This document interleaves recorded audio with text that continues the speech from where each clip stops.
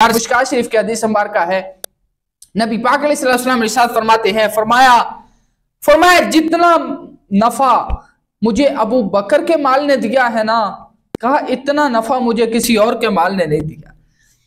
جب یہ سنانا صدیق اکبر رضی اللہ تعالیٰ عنہ نے کہ سرکار فرما رہے ہیں کہ مجھے اتنا نفع کسی اور کے مال نے نہیں دیا جتنا نفع مجھے ابو بکر صدیق کے مال نے دیا ہے، تو صدیق پاک رضی اللہ تعالیٰ عنہ کی آنکھوں سے آنسو جاری ہو گئے اور عرض کرنے لگے، یا رسول اللہ میں کیا، میری ذات کیا، یا رسول اللہ یہ صدیق اکبر بھی آپ کا ہے اور صدیق اکبر کے ساتھ ساتھ صدیق کا سارا مال بھی آپ پر قربان ہے،